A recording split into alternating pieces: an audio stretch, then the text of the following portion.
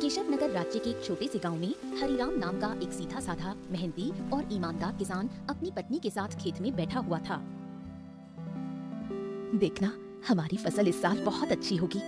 हाँ, क्योंकि मेरी मेहनत के साथ साथ मेरे खेत की जमीन पर तुम्हारी मेहनत का पसीना भी शामिल है अर्चना। हाँ।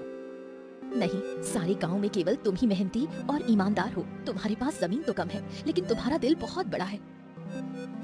कुछ देर बाद दोनों पति पत्नी घर चले गए। मैं तुम्हें एक बात बताना तो भूल ही गई, घर में लकड़ियाँ खत्म हो गई हैं। अरे चिंता मत करो, मैं कल सुबह सबसे पहले जंगल में लकड़ियाँ काटने के लिए ही चला जाऊंगा। ठीक है ना, ले आऊं। चलो अब।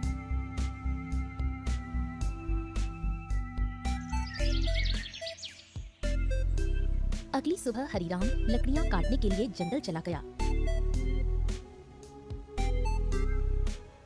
हरिराम एक पेड़ पर कुल्हाड़ी चलाने ही वाला था कि तभी उसने देखा झाड़ियों में एक घायल बंदर करह रहा था। हे भगवान, बाप रे, इस बंदर को तो लगता है किसी ने बुरी तरह से घायल कर दिया है। जरूर किसी जंगली जानवर ने इसके ऊपर हमला किया होगा। बताओ भला, बेचारे का हाथ खून से भरा हुआ है। ओहो। हरिराम बंदर के पास बैठा था।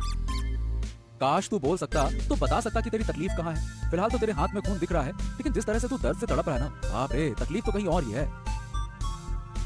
उसी समय वहाँ एक साधु आ पहुँचा। कौन हो तुम और बंदर से क्या बातें कर रहे हो?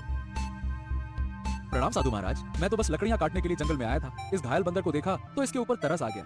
लगता है किसी जंगली जानवर ने हमला किया है इसके ऊपर। देखिए ना, इसके हाथ से खून बह रहा है, लेकिन जिस तरह ये दर्द से तड़प रहा है, मुझे तो लगता है कि इसे कहीं और ही तकलीफ है। बहुत कम इंसान होते हैं जिनके मन में जानवरों के प्रति इंसानियत होती है। रुको रुको रुको। ओम। इतना बोलकर साधु मंत्र पढ़ने लगा। अचानक रंग बिरंगी किरणों से बंदर का जख्म सही हो गया। हाँ, अब ये बंदर तुम्हें बता सकता है इसकी तकलीफ कहाँ है। इतना बोलकर साधु वहाँ से चला गया। बंदर उठकर खड़ा हो गया। मेरे कंधे में बहुत दर्द हो रहा था। हाँ, अब अच्छा लग रहा है। एक शेर ने मुझ पर हमला किया। मैं बचने के लिए दूसरे पेड़ में कूदा। शेर का पंजा मेरे हाथ में लगा और मेरा हाथ घायल हो गया। मैं पेड़ ही नहीं पकड़ पाया और मैं जैसे ही नीचे गिरा, बाप रे बाप, मेरे कंधे में बहुत चोट लग गई थी। अरे, तुम तो बिल्कुल मनुष्य की आवाज से बात कर रहे हो। ये कैसे संभव हुआ? जब साधु ने मंत्र पढ़ा ना, तब मुझे ऐसा लगा कि मेरे अंदर बात करने की शक्ति आ गई है। मैंने बोला और मेरी आवाज तुम तक पहुंच गई। लगता है ये चमत्कार साधु बाबा ने किया है। हाँ। अच्छा ये बताओ, तुम मेरे घर पे चलोगे? ओहो, अब तुमने मेरी जान बचाई है तो अब तो मैं तुम्हारे साथ ही चिपक गया हूँ। मतलब मैं तुम्हारे साथ ही रहूंगा। और क्योंकि मैं इंसानों की तरह बात करने लगा हूँ, तो मैं बंदरों से अब तो अलग हो गया हूँ ना। क्या करूंगा उन बंदरों के साथ रहकर? अब तुमसे बातें करूंगा जी भर के। चलो, तुम मेरा कोई अलग नाम भी रख सकते हो। बताओ बताओ, मेरा क्या नाम रखोगे? बड़े मजे की बातें करते हो तुम। चलो ठीक, मैं तुम्हें आज से गोलू कह के पुकारूंगा। क्यों, कैसा नाम है? अच्छा नाम है ना? हाँ, अच्छा नाम है। चलो चलो चलो चलो, घर चलते हैं।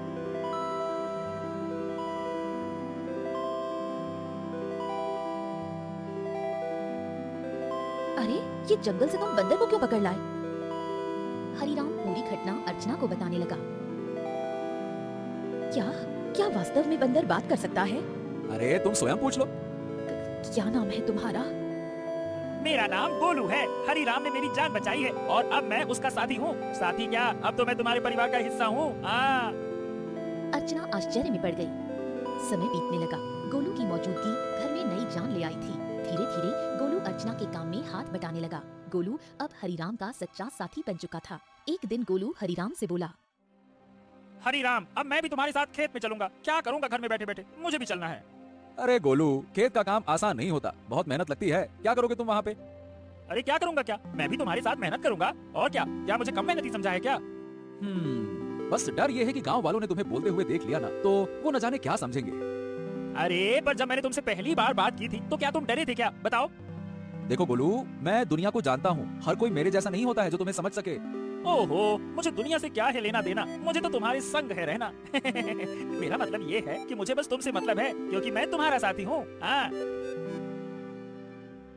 हरिराम मुस्कुराया और अगले दिन गोलू को साथ लेकर खेत चला गया। कुछ ही दिनों में गोलू ने खेती की हर बात सीख ली। अब वो हरिराम का सच्चा मददगार बन गया था।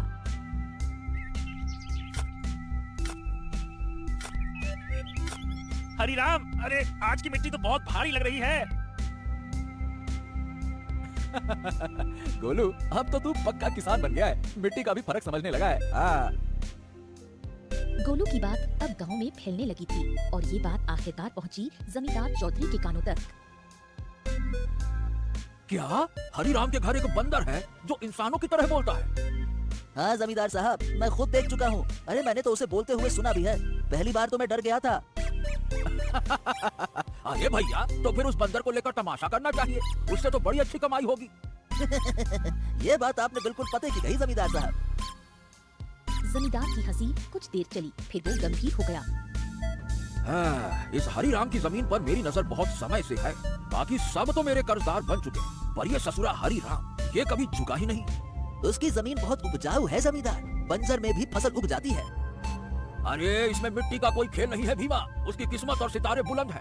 पर जिस दिन वो सितारे गिरेंगे ना, उसी दिन ये खेत मेरा होगा और हरिराम मेरे कदमों में होगा, देख लेना तुम। समय ऐसे ही बीतने लगा। एक दिन हरिराम और गोलू जब खेत से घर लौटे तो आंगन में बैठी अर्चना को देखकर दोनों के चेहरे पर चिंता की रेखाएं खिंच गईं। अरे अर्चना, क्या हुआ? ये कैसी खांसी है? कुछ दिनों से खांसी हो रही है, अब तो दिन ब दिन और भी बढ़ती जा रही है। हरिराम, इसे नजरअंदाज मत करो, किसी अच्छे वैद्य को तुरंत बुलाना चाहिए। हरिराम ने देर न करते हुए गांव के एक अनुभवी वैद्य को बुला लिया। वैद्य ने अर्चना को ध्यान से देखा। हरिराम, देखो इन्हें एक विचित्र बीमारी हो गई है। अगर समय पर इलाज न मिला तो ये जानलेवा हो सकती है। हाँ, नहीं नहीं नहीं नहीं वैद्य जी, आप तो इलाज शुरू कीजिए, मैं कोई कसर नहीं छोड़ूंगा। उस दिन से हरिराम का सारा धन अपनी पत्नी के इलाज में लगने लगा। हफ्तों बीतते गए और एक दिन ऐसा आया जब उसकी सारी जमा पूंजी खत्म हो गई। उस दिन हरिराम घर पर अकेला बैठा था। ऐसे उदास मत बैठिए, मैं अपने आप ठीक हो जाऊंगी। ऐसा ऐसा मत कहो अर्चना, मैं तुम्हें इस हालत में नहीं देख सकता। तो अब क्या करोगे? जो कुछ था सब तो मेरे इलाज में लगा दिया, अब तो बीज खरीदने तक के पैसे नहीं बचे। हरिराम सिर झुकाए बैठा था। तभी गोलू तेजी से दौड़ता हुआ आया। हरिराम, हिम्मत मत हारो, तुम्हारे दो भाई इस गांव में रहते हैं और तुमसे ज्यादा धनी भी हैं, उनसे मदद क्यों नहीं मांगते हो? हैं? हरिराम को ये बात ठीक लगी।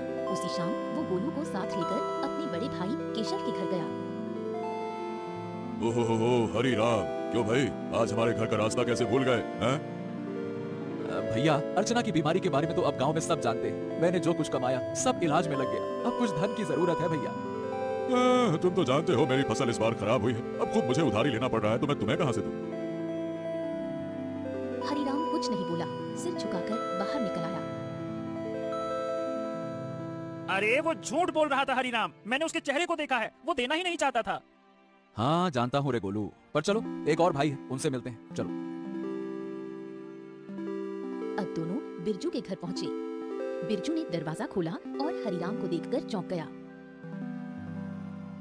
ओह हरिराम, आज भाई की याद कैसे आ गई? भैया भैया, मेरी पत्नी अर्चना बहुत बीमार है, थोड़ा सा धन चाहिए इलाज के लिए। क्या? अरे बंटवारे में वैसे भी तुझे ज्यादा जमीन मिल गई थी, उसे बेच नहीं देता? मेरे पास धन का पेड़ लगा है क्या जो मांगने चला आया? झूठ मत बोलो भैया, सच तो यह है कि तुमने और केशव भैया ने मेरे हिस्से की जमीन भी दबा ली थी। मुझे 6 बीघा जमीन मिलनी थी, बस 2 बीघा मिली है, 2 बीघा। अरे निकल जा यहाँ से, अगर कर्ज लेना है तो जमींदार के पास जा, मुंह उठा के चले जा, भाग यहाँ से।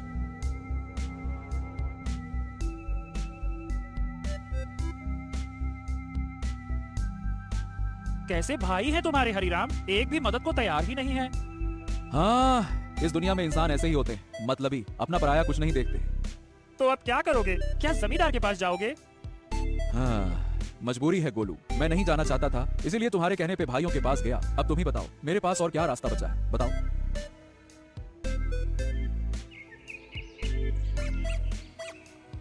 अगले दिन हरिराम और गोलू जमींदार की हवेली में जा पहुँचे। उम्मीद उसे कम थी, मगर अपनी पत्नी की खातिर उसने खुद को झुका दिया था। मैं जानता था हरिराम, एक ना एक दिन तू चलकर मेरी हवेली में जरूर आएगा भैया। आपने बिल्कुल सही कहा था मालिक, जब तक इसकी किस्मत चमक रही थी तब तक बहुत अकड़ में चलता था, अब देखो कैसा मुरझाया मुरझाया सब खड़ा है। ए जमींदार, तुम्हें किसी की हालत का मजाक उड़ाने का हक नहीं है। लोग तुम्हारा सम्मान करते हैं, तुम्हें भी दूसरों का सम्मान करना चाहिए, समझे? ए बदरवा, बकवास बंद कर। तू इंसानों की तरह बोलता है, इसका मतलब ये नहीं है कि तू इंसान बन गया है, समझा? हाँ भैया हरिराम, बताओ बताओ क्यों आए हो? क्या बताए, आपको तो सब पता है। मेरी पत्नी बीमार है, सारा धन इलाज में चला गया, कुछ धन की आवश्यकता है। अच्छा अच्छा अच्छा अच्छा, धन चाहिए तो भैया मेरी शर्तें सुन लो। ब्याज 50% और बदले में कुछ गिरवी रखना होगा। हाँ, मेरे पास कुछ बचा है क्या जो गिरवी रखूं? जो सोने के आभूषण थे वो भी इलाज में बिक चुके हैं। अरे है ना, क्यों नहीं है? तेरे पास 2 बीघा जमीन है, भैया उसे गिरवी रखो। वक्त पर कर्ज चुकाएगा तो जमीन तेरी वरना मेरी, सीधा हिसाब। बोलो भैया। हरिराम सोच में पड़ गया। उसे अपनी पत्नी का जीवन बचाना था, मगर कीमत बहुत बड़ी थी। अरे ये तो सरासर अन्याय है। तुम किसी की मजबूरी का फायदा उठा रहे हो। ऐसे तो हरिराम कभी कर्ज ही नहीं चुका पाएगा। ए हरिराम, पहले तो तू इस अपने पालतू बोलने वाले बंदर को ले जा यहाँ से, नहीं तो मेरा मन बदल गया तो हो गया तेरा काम। जब से आया है पटाट पटाट पटाट पटाट। चुप कर। हरिराम चलो मेरे साथ, ये कर्ज मत लो, चलो।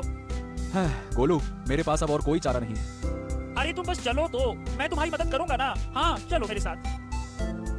हरिराम गोलू के साथ चला गया। हवेली के भीतर जमींदार और भीमा गुस्से से खौल रहे थे। ए मालिक, हरिराम तो हाथ से निकल गया। अरे चिंता मत कर बेटा, मजबूरी उसे फिर लौट आएगी। कितना दूर जाएगा वो? हरिराम गोलू के साथ घर पर आ पहुंचा और गोलू तुरंत वहां से चला गया। शाम तक गोलू लौटकर नहीं आया। हरिराम और अर्चना की चिंता बढ़ने लगी। गोलू अब तक क्यों नहीं आया? कहीं जमींदार ने उसे कुछ कर तो नहीं दिया? अरे पता नहीं कहाँ गया, मेरा मन भी बड़ा बेचैन है। रात बीत गई।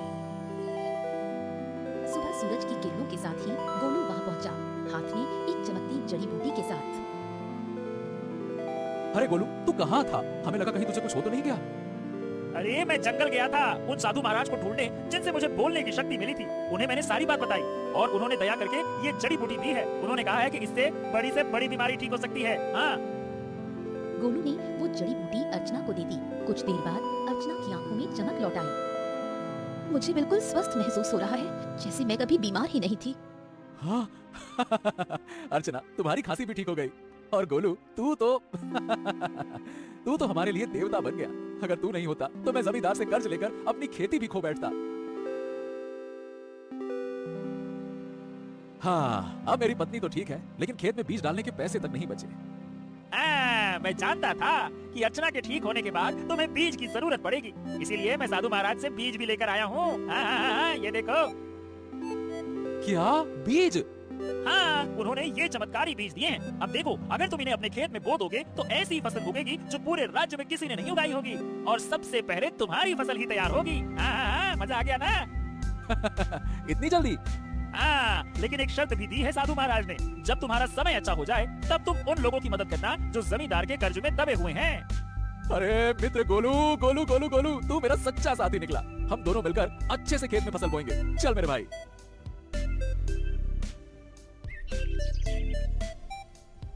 अगले ही दिन हरिराम, गोलू और अर्चना ने मिलकर खेत जोता, बीज बोया और आकाश की ओर देखकर मेहनत का वादा किया। कुछ ही दिनों में हरिराम के खेत में ऐसी फसल लहराई जैसे किसी ने पहले कभी नहीं देखी थी। गांव वाले चकित रह गए। अरे देखो रे देखो, हरिराम के खेत में तो जैसे सोने जैसी फसल लहरा रही है। हाँ हाँ हाँ हाँ। हाँ, हमारी फसल तो अभी जामी भी नहीं है और इसकी तो फसल भी तैयार हो गई। और उसकी बीवी अर्चना, जो कि महीनों बीमार रही, अब रोज खेत में काम करती है। भैया, ये तो कोई चमत्कार ही लगता है। कुछ दिनों बाद हरिराम की किस्मत बदल गई। चमत्कारी फसल ने उसे गांव का सबसे सफल किसान बना दिया। बाजार में उसके नाम की चर्चा फैल गई। हरि राम जपो राम नाम, बन गया तू धनवान। जो सोचा था वो हो गया सच। हाँ, वाकई में सच तो हो गया, लेकिन अब बारी है गोलू वादा निभाने की, उन सब की मदद करने की जो जमींदार के कर्ज में डूबे हैं। हाँ बिल्कुल, चलो आज से ही शुरुआत करते हैं। अपने गांव का बिंदेसर का खेत सबसे पहले छुड़ाते हैं। चलो।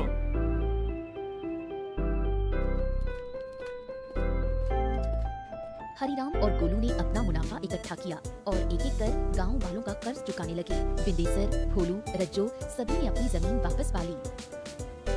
हरिराम भैया, आज आपने हमें नया जीवन दे दिया। सही बताओ, बिल्कुल, बहुत बहुत धन्यवाद। गांव में खुशी लौटने लगी, लेकिन जमींदार के चेहरे पर उदासी छा गई। ये सब देखकर जमींदार गुस्से से अपने साथी भीमा से बोला, ए भीमा, तू देख रहा है ना कि क्या हो रहा है? हाँ मालिक, हरिराम ने सबके कर्जे चुकाने शुरू कर दिए हैं। अगर यही चलता रहा तो एक दिन तो मेरी जमींदारी ही खत्म हो जाएगी और मेरा दबदबा भी खत्म हो जाएगा। आप तो आदेश दीजिए मालिक की करना क्या है। अब बहुत हो गया भीमा, अगर ये हरिराम ऐसे ही सबकी जमीन छुड़वाता रहा तो मेरा क्या बचेगा? मेरा दबदबा, मेरी हवेली है। अरे मालिक, आप तो बस आदेश कीजिए, कल ही उसका काम तमाम कर दूंगा। सब खेत में काम करते हैं, वही खत्म कर दूंगा। कहिए। खून जमीन पर गिरे ऐसा मारना साले को, ताकि सबके दिल में डर उतर जाए। जा, हरिराम को मिटा दे, जा।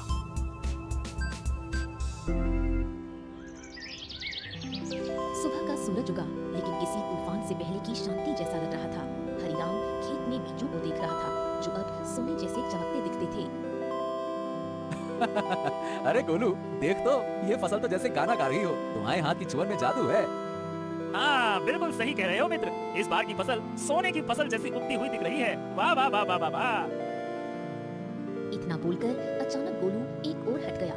सच तो ये था कि गोलू को किसी की आहट की भनक लग चुकी थी। तभी वहाँ जमींदार और भीमा आ पहुँचे। भीमा के हाथ में लंबा बर्छा था। हरिराम झुका हुआ था। अब भुगतो किसान। जैसे ही भीमा ने हरिराम की ओर बर्छा फेंका, एक छलांग, एक चीख, एक वार, लेकिन हरिराम पर नहीं, गोलू पर। गोलू! नहीं नहीं, ये क्या किया तूने? तुम्हारे लिए मित्रता का मतलब सिर्फ साथ नहीं होता, कभी कभी बलिदान भी होता है। तूने मेरी जान बचाने के लिए अपनी जान दांव पर लगा दी। क्योंकि तुम मेरे साथी हो और मैं तुम्हारा।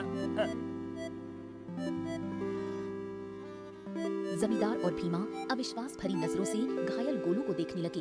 भीमा जमींदार की ओर देखकर बोला, अरे ये क्या जमींदार, इस मूर्ख बंदर ने तो हरिराम के ऊपर लगने वाला वार अपने ऊपर ले लिया। हाँ, तुमने सही कहा, लेकिन मैं फिर भी हरिराम को जीवित नहीं छोड़ूंगा। इतना बोलकर जमींदार गोलू की ओर देखकर क्रोधित अवस्था में बोला, अरे तू मूर्ख का मूर्ख बंदर ही रहा। अरे तू इंसानों की तरह बोल सकता था और इंसानों की तरह रहने लगा था, लेकिन तू इंसानों की तरह चतुराई नहीं सीख सका। तुझे क्या जरूरत थी अपने ऊपर वार लेने की? क्या आवश्यकता थी बलिदान देने की? मूर्ख बंदर कहेगा। तूने मेरे सारे किए कराए पर पानी फेर दिया, लेकिन तुझे क्या लगता है कि मैं हरिराम को जीवित छोड़ दूंगा? नहीं, मैं हरिराम को जीवित बिल्कुल नहीं छोड़ूंगा, क्योंकि उसकी वजह से ही मेरा गांव में दबदबा समाप्त हुआ है। तेरा ये बलिदान बेकार जाएगा रे मूर्ख बंदर। रुक जा। गोलू के होठों पर एक हल्की मुस्कान अब भी जिंदा थी। गोलू ने अपने मित्र हरिराम को मुस्कुराते हुए देखते हुए ही दम तोड़ दिया। तभी वहाँ वही साधु प्रकट हो गया, जिसने गोलू को बोलने की शक्ति दी थी और जिसने गोलू को हरिराम की पत्नी को बीमारी से बचाने के लिए जड़ी बूटी और जादुई बीज दिए थे। साधु क्रोधित अवस्था में जमींदार और भीमा की तरफ देखकर बोला, जिसने निर्दोष की जान ली, उसका बाप अब उससे बदला मांगेगा। जमींदार और भीमा, तुम दोनों ने बहुत बड़ा पाप किया। तुम्हें इस संसार में खुलेआम रहने का कोई अधिकार नहीं है। तुम दोनों समाज के लिए खतरा हो। रुक जाओ। इतना बोलकर साधु की क्रोधित आंखों से रंग बिरंगी किरणें निकलकर भीमा और जमींदार के शरीर पर पड़ने लगी और अगले ही पल उनके शरीर में आग लग गई। कुछ ही देर में वो दोनों जलकर राख हो गए। गांव वाले इकट्ठा हो गए। साधु हरिराम की ओर देखकर बोला, हाँ, तुम्हारा और गोलू का साथ यहीं तक लिखा था हरिराम। लेकिन साधु महाराज, जमींदार के साथ ही भीमा ने मेरे ऊपर हमला किया था, लेकिन गोलू ने उसे अपने शरीर पर ले लिया। हाँ, क्योंकि वो तुम्हारा सच्चा साथी था। जाते जाते गोलू ने अपनी मित्रता का कर्ज चुका दिया। अपने साथी को कभी नहीं भूलना हरिराम। इतना कहकर साधु रंग बिरंगी किरणों में वहाँ से गायब हो गया। गांव वाले नम आंखों से गोलू के बलिदान की सराहना करने लगे। अरे ये कोई साधारण बंदर नहीं था भैया, देवता था देवता, हरिराम का सच्चा साथी। हाँ भैया, इसने अपनी जान दे दी और हम सबको बचा लिया। बहुत अच्छा बंदर था। कुछ दिनों बाद हरिराम ने नम आंखों से गोलू की याद